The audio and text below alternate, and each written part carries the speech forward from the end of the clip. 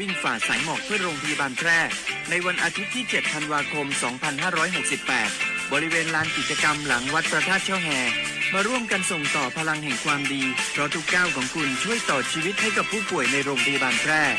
สมัครได้เลยวันนี้แล้วไปวิ่งด้วยกันในวันอาทิตย์ที่ 7 ธันวาคม 2568 พบกันบริเวณลานกิจกรรมหลังวัดพระธาตุช่อแฮนะครับ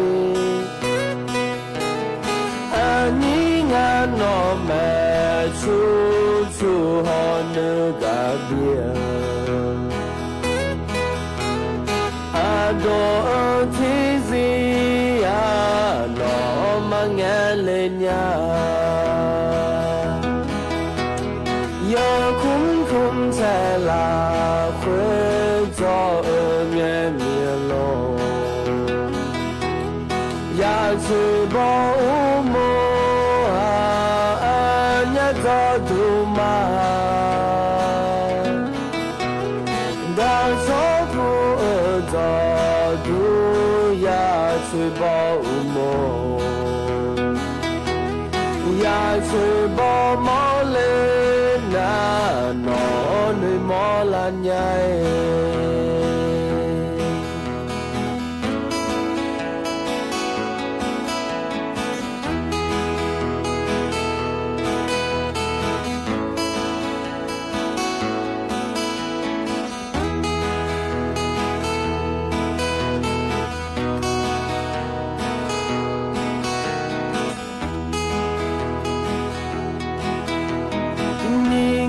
把那安呀。ya wo i mi la ma ne ho ala mi nga ba ne a nya ti ko loi zo bu la ya wo i nyum ma no ma nghe lên nhà ma nghe lên miếng nhị ô đã mà ya chúng ta rồi đum ra ra là bỏ u ye ye nghe mi ani nga no mẹ chú họ nơi đã biển đồ thế gì nó mà nghe lên nhà giờ cũng sẽ là khuê cho nghe mía lô ya chỉ bỏ mô nhớ cho tu mà Hãy subscribe cho kênh Ghiền Mì Gõ để không bỏ lỡ những video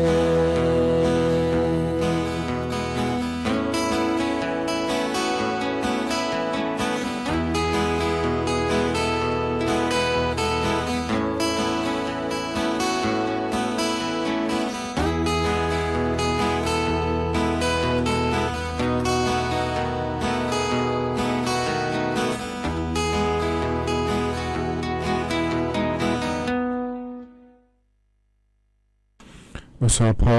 อุตุธรรมะไอ้ยี่มีของยาอยู่วะนะลูกไหนเฮ้ยเงี้ยวนิ่มสอนนะขอเนี่ยจนเจองานนังนะก็ละแม่เดยเงี้ยเดยอินาวันสุกเงี้ยนะชาลาแม่เงี้ยวหล่อยมยานะขอเนี่ยอินาก็นี่กาที่นะมั่วนะเราเงี้ยวอาคานิสอเขาในซอแผ่นะวันายานะอันนะชาลาแม่เดยเงี้ยเดสมบูรณ์ยาขอในล้อเยอะอินเนอร์ก็นี่สมบูรณ์ที่นจอนะอาคารนิสอนะขอในวานายานะอันเนาะชาลาแม่เยเนี่ยเราถึงมีเนี่ยโยหายเราคุยดามายาเล่จอเดนะขอในให้หัวล้วยาหนาในตะขอเลยจออายามมาเราคุยล้ออายามที่บินเนี่ยเราเดยเนี่ยเดอาคารนิสอล้อเยเนี่ยให้อินเนอร์ล้อยมยาขอเนี่ยกาได้ยามเราคุยจอหลูดูเนี่ยเราก็ไปจนเลยนะหาลูมาขาก็จีเมื่อซาเราคุยขอนี่เดี๋ยวเนี่ยเดี๋ยวกับบีมาล้อ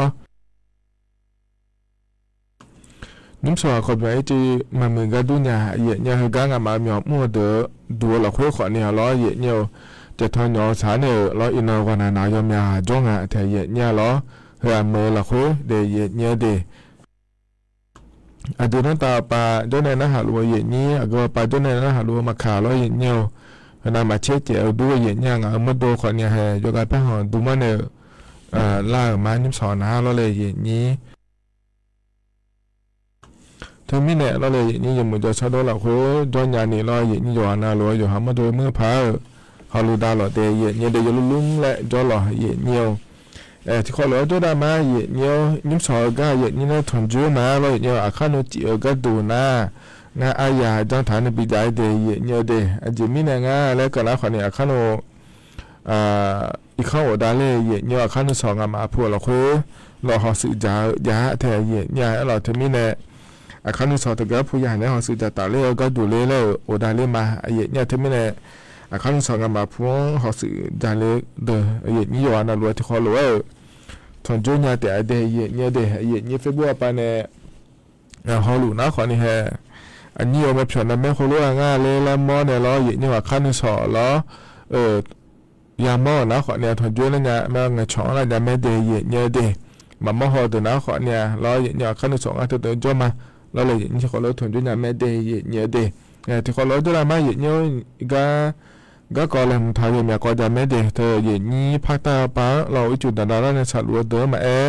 rồi nhớ lúc tham gia bà các con mẹ để dạy những cái cái này phải các con mẹ lo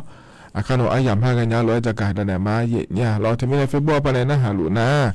còn lái của xe thợ đây là mẹ để dạy nhớ để thì khỏi nói cho làm má lo rồi cái này na dạy nhớ ăn nó cho mẹ cái cái này mà để dạy nhiều ina hơi gái dạy như này thằng chú lo dạy nhớ để khá ăn nó nhiều thì nó chả lăng ngại để dạy nhớ để bao xí nó khỏi để chết tí xí khổ na lò xe thì khổ ngã ina là đà dễ dàng ngã để dễ nhiều thái anh na inaวันศุกร์แม่เยเนี่ยอันนั้นอันนั้นนี่เชี่ยบลาสินะพฤศจิกายนลอโขนะคนนี้พังงายาโกเชี่ยเดเยเนี่ยเดเฮนะโคโตละโตลอเยเนี่ยทอนจ่ออินาอายามละค่อยงาเยเนี่ยลอนี่อย่างเฮละค่อยลอเยเนี่ยเขาสึกจาเชื่อสึกจายมยากะจาเยเนี่ยลอเยเนี่ยเดขาขอคลิยาเกกูตอเกยมยานี่จ่อแม่เยนี่เธอมิเนี่ยเดเยเนี่ยเดเธอก็เขาสึกจากะลอคลียาเนี่ยเยนี่คลียาเนี่ยชาแต่ชาติบิมพันในปีนั้นหาดันเนี่ยเดโคโลอายามชาเล่อายามละโคโลลอยเยเนียวบิมที่โคโลนะหาดันเนี่ยขนมก็จะกะหาดันเนี่ยมาเยเนียว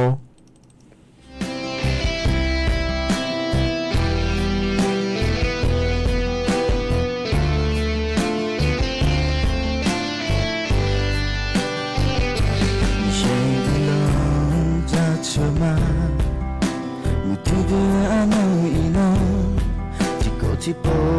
กลาหมดสักเช่สุดจะอ่าน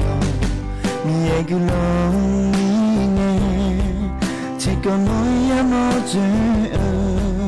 มีเอกลงจะเจอมาอาเซียลูยูลามีเอลดำคนเนลาเย็นเอกลงมีเน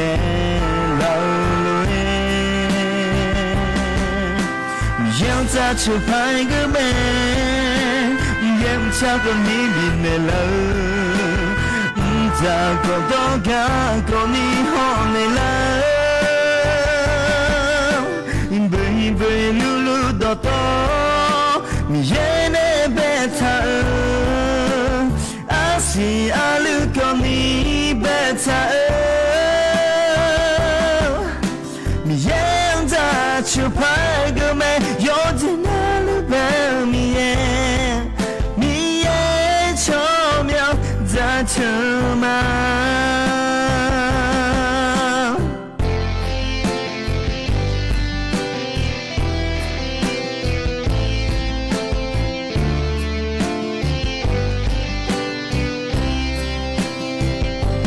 夜个龙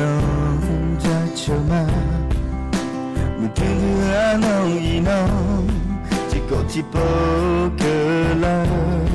หมดสุดเชื่อสุดจะอ่านมีเอกลงมีเนที่ก็น้อยยามอเจมีเอกลงจะเชื่อมาอาเซียลูยูลามีเอลดำคนเนลามีเย็นเอกลงมีเน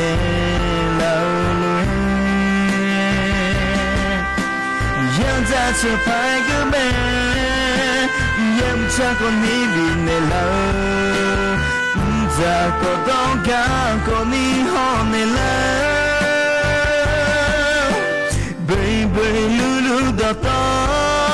มีเย็นเบต้าอาซีอาลูก็มีเบต้ามียังจะเชื่อไปก็แม่有在哪里把你耶，你耶巧妙在车马，贝贝噜噜叨叨，你耶那贝塔，阿西阿鲁高你贝塔，你耶在车拍个美，有在哪里把你耶。巧妙在车马，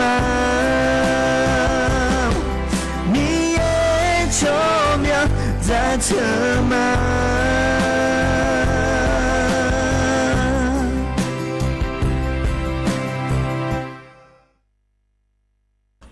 นะขอเนี่ยอายามอันนองหัวชาลาหรือว่าเราเนี่ยขอสื่อเชื่อสีจาอายามเราคือชาลาหรือว่าเย็นนี้เราอาคาคลียาเนี่ยชาเราเย็นเนี่ยเธอเนี่ยเพราะในบินาหดามาเดยเย็นเนี่ยเดยยานารู้ว่าอาจจะน่าหับอยู่ด้วยเย็นเนี่ยเราที่คนเราจะได้มาเย็นเนี่ยจะนอนปลาเล่าในน่าหาล่าเย็นนี่ยานารู้ว่าเดยเย็นเนี่ยเดยเกือปลาในน่าหารู้มาขาเรามาข้อไปในน่าหามาเฟบัวไปในน่าหามาเราเลยยอนาเราอยู่เหมือนจะชดดูเราคุยจะด่าเราเย็นเนี่ยก็ในนั้นก็ก่อนเลยถ่ายจะกาด้านไหนมาเดยเย็นเนี่ยเดยเธออันดับแรกก็ก่อนนะขอเนี่ยเดียวสัมผัสยัวปลาก็เกาะเราเลยนี่อีนุ่มก็พยายามเราคุยนะเราเย็นเนี่ยเธอเดือสมเด็จพระพานปีเราเลยเนี่ยเดือไทยมีของสัมผัสอามาให้เต่าได้เลยกันหนูก็อายามเราคุยอย่ารู้แม่เดยเย็นเนี่ยเดยนั่นถือก็กูเทมือเอาปากก็ดูนะขอเนี่ยสัมผัสยัวแบบเราเย็นเนี่ยเธอเนี่ยอายุอาบ้ามิสิเลเนี่ยอุดบิทองเลียจาแม่เย็นเนี่ยเราเดือสมเด็จพระพานปีอาบ้ามิสิเราเย็นเนี่ยที่ไม่เนี่ยย้อนน่าหลุดถือก็เนี่ยอุดทองเลียยังเนี่ยจงอาเดยเนี่ยเดยเห็นมินเราอภิธีเราเลยเย็นนี้อายุโอเคเราเนี่ยถือก็เราเนี่ยอุดทองล่าง่ายเย็นเนี่ยเราเนี่ยอุดทองล่ายามเราคือน้าขอเนี่ยย้อนเงี้ยเรามันเงยเย็นเนี่ยอายุมาดูเดี๋ยวจะโดนเจแหลมหัวเนี่ยเราเนี่ยล่าง่ายเดยเนี่ยเดยหน้าเดี๋ยวจะโดนเจแหลมหลังอยู่ห่างก็ดูแต่มันเงยเขาก็ล่าเดี๋ยวก็ดูง่ายเทียเนี่ยเราอยู่ขนาดหลวงยังปีจะดูเนี่ยก็ดูแล้วก็แหลมหัวเนี่ยเราลักเกิดง่ายเดยเนี่ยเดยเธอมีเนี่ยเราเนี่ยนี่อยู่นาหลวงเราอยู่หาแต่ก็อีกหมดเมียเลยแล้วนะขอเนี่ยเราอยู่นาหลวงอีกเนี่ยไม่เดยอายุกุลเนี่ยก็ดูเราเนี่ยอีกเนี่ยแต่เดยอยู่หานาหลวงเดยเนี่ยเดยนะขอเนี่ยเราเนี่ยเธอเนี่ยอันดับแรกก็เนี่ยจะก็ได้เนี่ยบิสิบิกาเดยเนี่ยเจ้าที่ก็ดูนะขอเนี่ยก็ดูถ่ายมีคนในดาวปะรอเนี่ยยุ่งยมยามมือเราคุยรอเนี่ยยมจังหวะเราคุยจู่แต่ละเราบาหือดาราเนี่ยสรุปแม่ในนี้น่าจะก็จะลังยาชาวตาสาเจนะขอในอำเภอหาดใหญ่จังหวัดสงขลาแล้วคุกะเนี่ยเดี๋ยวในห้องมุตีรอคณะมุตีเนี่ยอันดับเป็นเนาะเนี่ยก็มุ่งหลุมแม่เนี่ยเดี๋ยวจะลังเงมีนาขอนี่เราเนี่ยถ้าก็อุตสาหนาลีเชื่อหลายที่เกิดอายามาละคุยเดี๋ยวนี้ทำมันตีในอนุทินชาญวิรากูลเขาเนี่ยแล้วเดี๋ยวมีเขาปะงั้นเดี๋ยวเนี่ยที่คนรู้ว่ากูเนี่ยบ่จ่าง่ายเนี่ยแล้วถ้าก็เนี่ยเนี่ยเราชอบก็ดูเดแล้วเราเนี่ยอินุ่มแต่ก็อำเภอหาดใหญ่จังหวัดสงขลาไปก็ดูนะเราเนี่ยอีจู่ดอนดาราเธอจะกักขายยังไงเนี่ยเรากักขายยังมีเนี่ยก็ในนั้นไม่หัวปาก็ดูเนี่ยชอบเดแล้วแหลมทางง่ายเนี่ยล้อเธอก็เนี่ยเนี่ยก็มั่วมาเยอะเดี๋ยวเรายุ่งก็แบบมุ่งยาบ่เราเนี่ยเราอยู่พอเรารวยสายไม่เนี่ยเราเลยเนี่ย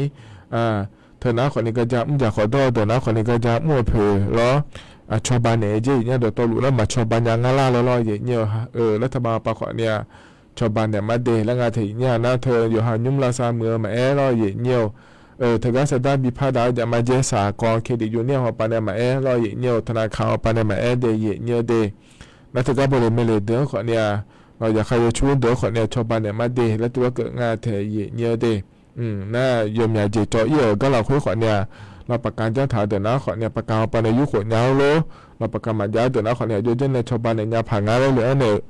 ขอเนี่ยในชาวบ้านเนี่ยเล่นมาเดแล้วงานเธอเนี่ยล้อแล้วเขาก็เนี่ยนะขอเนี่ยล้อเนี่ยเธอเนี่ยนี้ก็บิมัวแต่ยานเนี่ยก็ดูล้อเนี่ยเรื่องในชาวบ้านเนี่ยเล่นมาเจเนี่ยล้อเธอมีเนี่ยเดเนี่ยเดมีเนาะก็ดูนะขอเนี่ยล้อเลยนี้ทุเรศยาบอจ่างานเดรัฐมนตรีปาก็ดูรัฐบาลปาก็ดูแต่ก็นี้ภาคใต้ปาสาลูกาชาวบ้านเดินเนี่ยชาวบ้านเนี่ยก็ยาผาแล้วงาเดเนี่ยเดน่าเราเนี่ยดูมากกว่าสากลาพักเราเลยนี้เธอเนี่ยเนี่ยก็โปเราบาหุดาลาก็สาเนี่ยสาแต่มันก็เรามาอุดมยามีเสียคนเดียวเนี่ยจ้องอะไรเนี่ยเดี๋ยวเราเนี่ยอยู่เนี่ยก็แม่เราฮะอันนี้เราเสียเลยที่อันนั้นงานเสียที่อันนั้นวัวยังอะไรแล้วเราเนี่ยอินุ่มแล้วก็ตอนหัวปานเนี่ย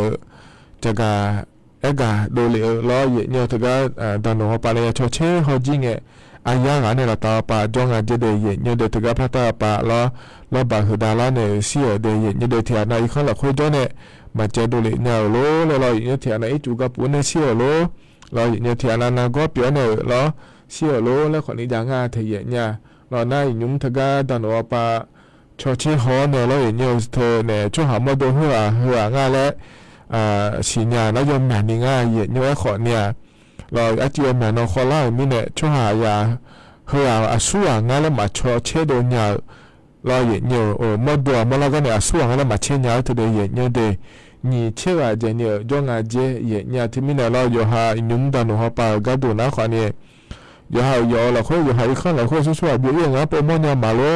มาปุ่มเนี่ยนะเฮ้ยอยู่หาเนี่ยตัดเรื่องงานโลสีที่ก็โลตัดเรื่องงานโลแล้วอีกยุ่งดันโอชอเชฮอเนี่ยลุงาเดเยเนี่ยเดเธอมีเนี่ยเราเนี่ยอีนุ่มนะขอเนี่ยอย่าพอนะลูกแวเราเนี่ยเธอเนี่ยเรื่องในชาวบ้านเนี่ยเรื่องง่ายเนี่ยเราอย่างดูมาเราขอแต่เนี่ยพักเยอะนะขอเนี่ยยี่กู้ภัยและขั้วตัวเราเนี่ยอย่าหาหนึ่งมาเกินเนี่ยเราอยู่หาผิวเลยเจ้าเนี่ยอย่างนี้เธอก็จะพอสารัวตัวชาวบ้านเนี่ยเดยยมอย่างเนี่ยถ่ายมีคนโดนเนี่ยแม่เนี่ยเขาก็ปวดแล้วเขาก็เจ้ามาเมื่อเราขอเนี่ยเราเนี่ยเธอเนี่ยยมอย่างมายมอย่างมูเธอก็จะพอเนี่ยเนี่ยชาวบ้านเนี่ยเดเนี่ยเดเธอเนี่ยสาลูตัวเราเนี่ยชาวบ้านโดนเนี่ยเลี้ยแม่หยอบินเนี่ยแม่เห็นมีน้องเนี่ยเขาก็เจ้ามาเมื่อเราคุยป่าก็ดูนะคนเนี่ยเขาจะบอกเราเนี่ยเขาเนี่ยจะโดนหลัวเจยมอย่างเนี่ยเขาก็เจ้ามาเมื่อเราคุยเนี่ยที่บ่ายนี้พัตตาปันปีก็ก็ดูเดลทอนเนี่ยยามไม่เดเนี่ยเดเหก็งามาเมียอุ้มดูเราคุยขอเนี่ยเจริญเงี้ยเนี่ยเราสวมขานึงมาเกินในชาวบ้านเนี่ยไม่ได้แล้วนะขอเนี่ยก็เจริญเงี้ยเราเนี่ยยมอย่างเนี่ยอุ้มเนี่ยบินในเกลายามแม่เนี่ยแม่อยู่อ่ะนะรู้ก็เลยมาเดเนี่ยก็ไปบินในชาวบ้านมาขาเราเนี่ยอุ้มเนี่ยเงี้ยเจผิวอยู่ให้เนี่ยรู้ชาวบ้านมาขาเราเนี่ยเดี๋ยวถ่ายชั่วหาอยู่ดูมันนึกมาอยู่มือที่มีขอแม่เนี่ยแล้วก็สาวชาวบ้านอย่างเงี้ยเลยนะคนอยู่ให้เนี่ยรู้รอชาวบ้านเนี่ยแม่เนี่ยที่ไม่ได้อยู่นะรู้รอเนี่ยก็เลยมาเดยเนี่ยเด็กก็เนี่ยพัตตาปากดูเนี่ยก็เนี่ยชาวบ้านก็เนี่ยเลี้ยอยู่นะรู้ว่าเดยเนี่ยเด็กก็เนี่ยนะมีหัวปากก็ดูคนเนี่ยแล้วทำมาไปช่วงอันเนี่ยรู้แล้วมีน่ะอย่าบอกจ้ารู้ว่าอายุที่อายุแล้วเนี่ยที่ก็จะพอจ่อตัวชาวบ้านได้เนี่ยไม่เดยเนี่ยเดมีน่ะเห็นนะคนเนี่ยที่ก็เนี่ยพัตตาปากก็ดูแล้วจะก็ได้เนี่ยในบิสิบิกาเลยเดยเนี่ยเธอก็เธอก็เนี่ยตาเล่นี่เนี่ยเราเธอก็อันนั้นสิ่งนั้นคือน่าก็เล่าบลาหน้าเชล่าเสียเนี่ยการสอบท้องถิ่นและขั้วเธออย่างง่ายเนี่ยอบตเทศบาลหอบปากก็หมอเธอเลยเนี่ยเธอเนี่ยสิ่งที่เขาเชื่ออย่างง่ายเดยเนี่ยเดไทยมีคนเดนี่เราเธอเนี่ยอันนั้นสิ่งบลาชินีเสียจนดามาเดแล้วทุเรศจากการโดยแม่เนี่ยขอนี่เราเนี่ยยุ่งเธอก็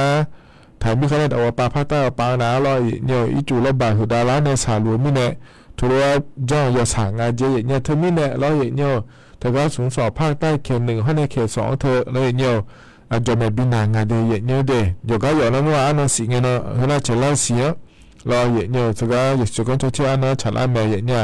การสอบท้องถิ่นและขั้วเธอแล้วเลยนี้เธอมีเนี่ยถ่ายมีคนเดินนี่ลอยเนี่ยอันนั้นสิ่งเนี่ยเธอก็อยากจะให้มาเดขอเนี่ยช่วงอันนี้ก็รู้แล้วอีนุ่มพัตตาปาถ่ายมีคะแนนเอาปา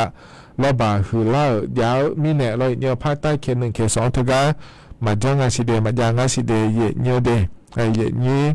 ราชการปามยอมหมอเนี่ยลอยเนี่ยเธอเนี่ยอบตเทศบาลหอบปางอบจหอบปางก็มีหมอเมียเลยแล้วจอการสอบท้องถิ่นแล้วควรตัวชมแล้วดังถ่ายยีนอันนั้นสิเงี้ยนะรอย่าใจมาเลยนะคนนี้ยุ่งหัวอย่ามาคุยอย่ามาที่จะยังงั้นสิเดยเนี่ยเดยอยู่อาคาเลยเจ้าเนี่ยอยู่อานารู้ว่าอยากบีมาอยู่ว่าเดี๋ยวอาคาช่วยความมาเทียเนี่ยแล้วในยาเดยแล้วอาตามายี่ละคุยสมบัติยังจ้องงานล่าแล้วเนี่ยให้อาตามาอยู่ดูมาเลยเจ้าเนี่ยอยู่หายาบีมาล่าก็ดูชมบีเทมินาเนี่ยก็ดูแล้วอยู่หายาเลยเจ้าเนี่ยสมบัติบีจอแล้วเนี่ยปียาจอจีคนนี้เนี่ยจอแม่เนี่ยเทมินาอยู่หาเนี่ยทุ่มท้าลัวเราราชการปากก็ปามหยอกเมื่อละคุยเดี๋ยวมอขวัญเนี่ยมาเลยเจ้าหน้าไปเล่นเนี่ยเราเนี่ยเธอเนี่ยเธอไม่เนี่ยเราอยู่อาคาเลยเดียวเดี๋ยวแล้วก็บีหมอเมียเดี๋ยวเนี่ยว่าเรารู้ว่าเดี๋ยวเนี่ยเธ เดเฮนาขอเนี่ยจะที่เกาะรอเยเนียวจะกาเอกาดาเนี่ยบิสิบิกาเดเยเนียว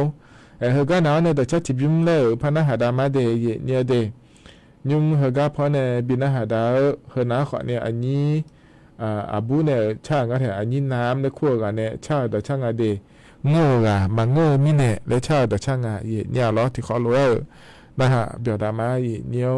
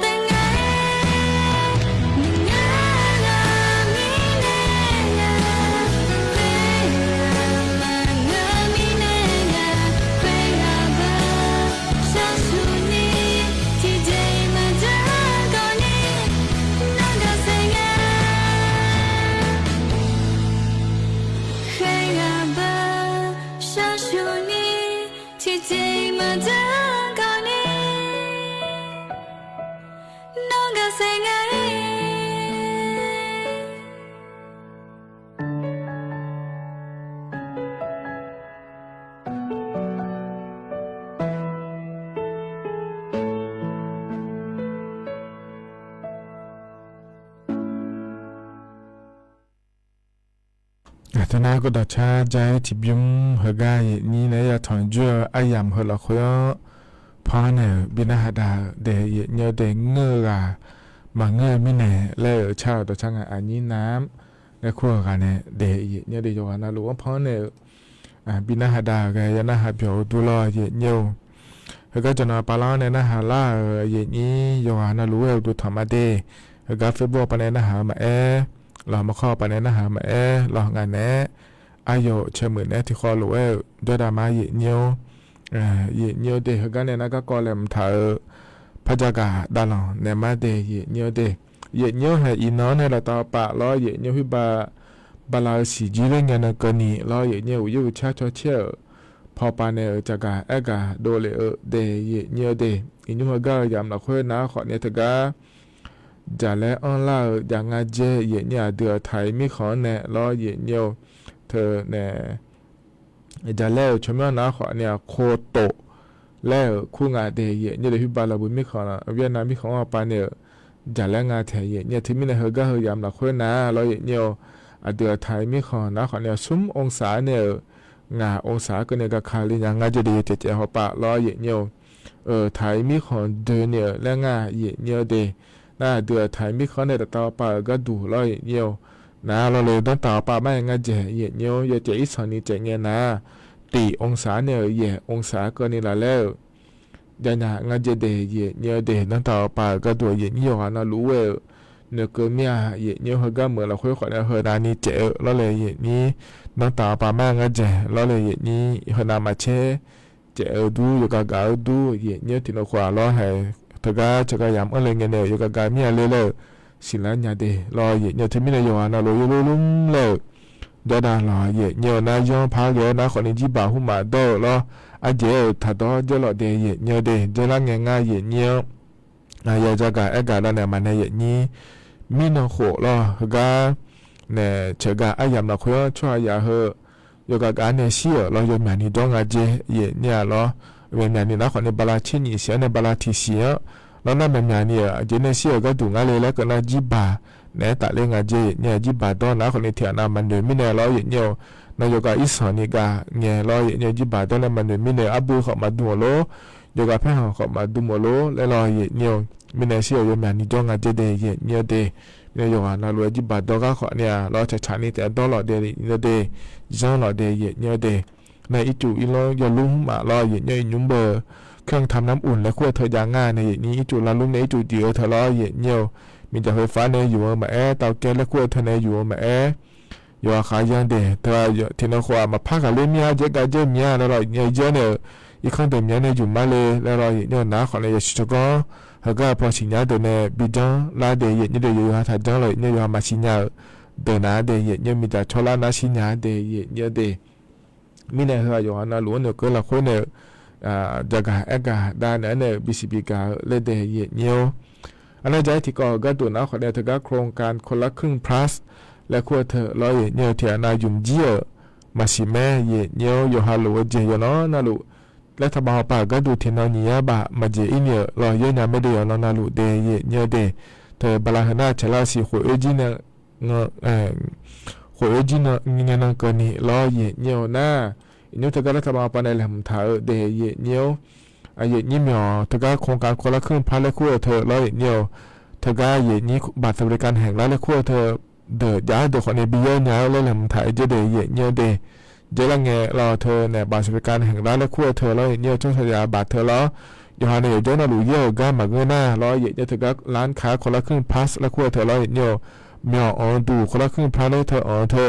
มาเยอะเนี่ยเดย์เนี่ยเดย์ทีนี้เนี่ยเราเนี่ยเห็นการยุ่งเรื่องเท้าเห็นนะเราเนี่ยมีมาแก่เราเลยเนี่ยเธอก็นี้บัตรสวัสดิการแห่งรัฐและขั้วเธอมีดูเราเนี่ยโครงการคนละครึ่งพาสและขั้วเธอ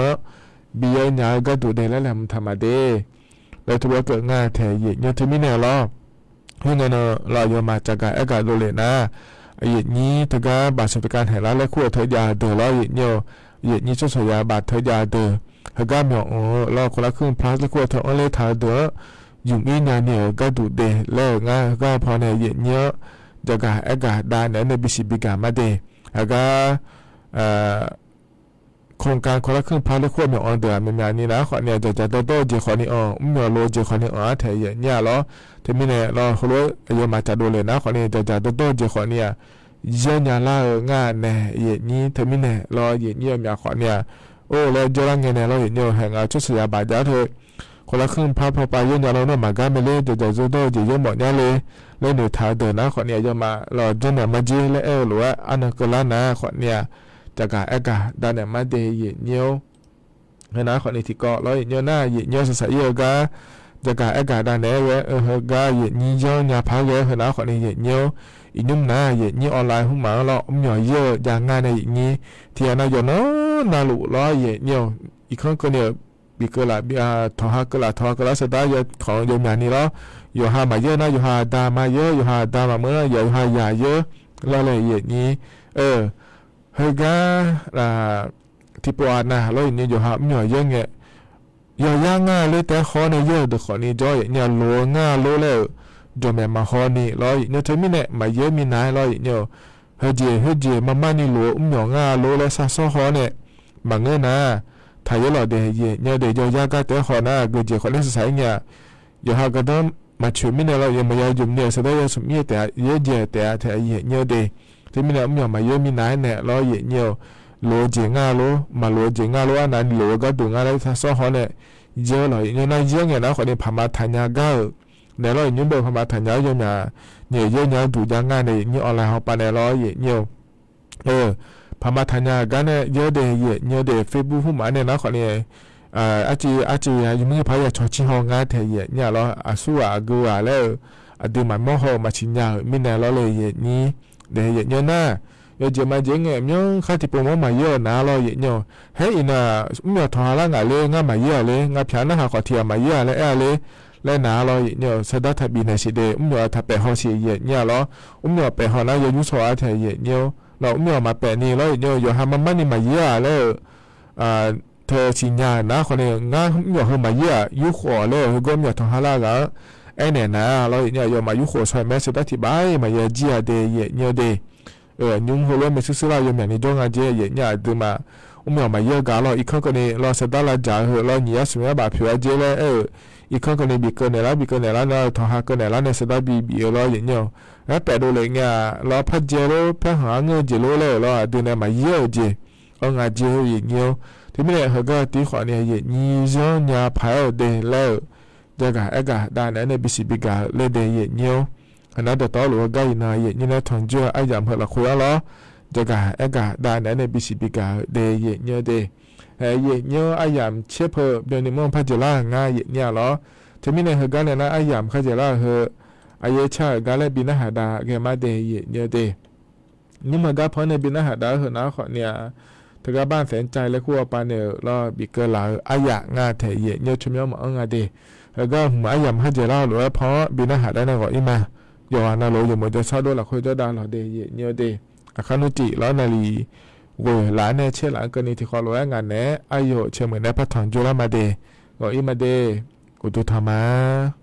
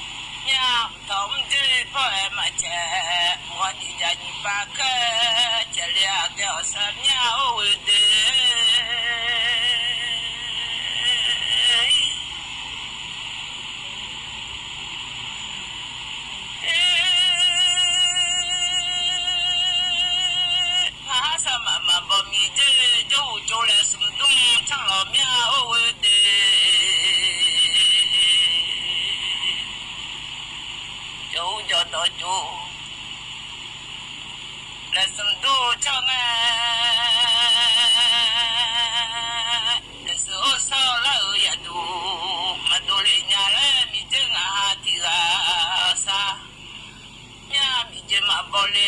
jonge de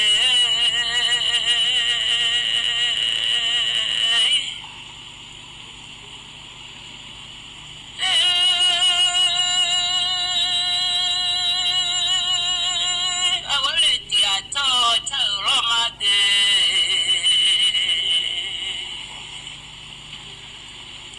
awe apule dia to changa amole ti mi de sai ga no pule abawe to che cho jolo nga o de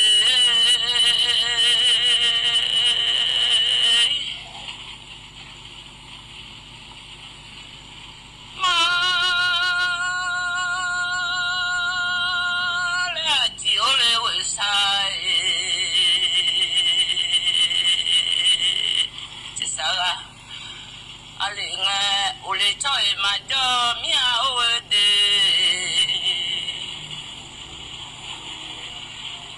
ole ba mu choi ma do nya le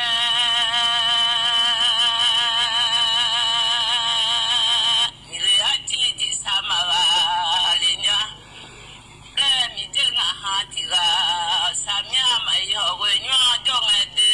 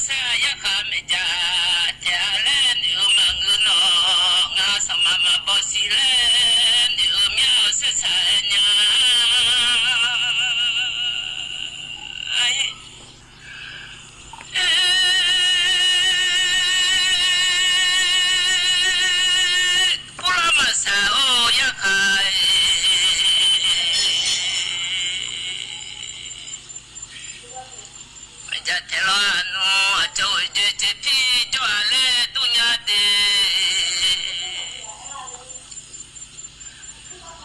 เจ้าพุทธาวเจเจพี่จ้าพระนบีนังเจ้าแต่เลเนี่ยเนาสายมีเอาเวโอ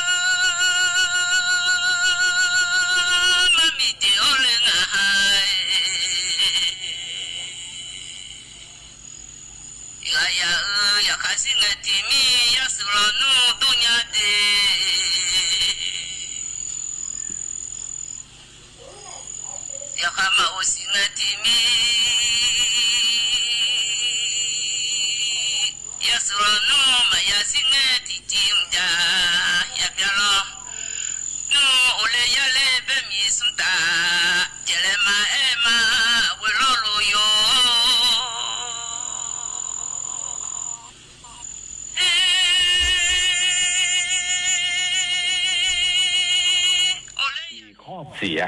นะครับมีข้อดีคือเป็นเขื่อนเป็นการคันกั้นน้ำนะครับนั่นก็คือถนนเนี้ยเมื่อมีถนนเส้นนี้มาเรามีการเจาะช่อง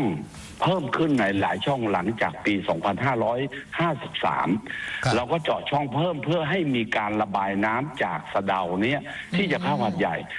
มีโอกาสทะลุลงคลองอุตภาวและคลองรอ 1ให้เพิ่มมากขึ้นแต่เมื่อ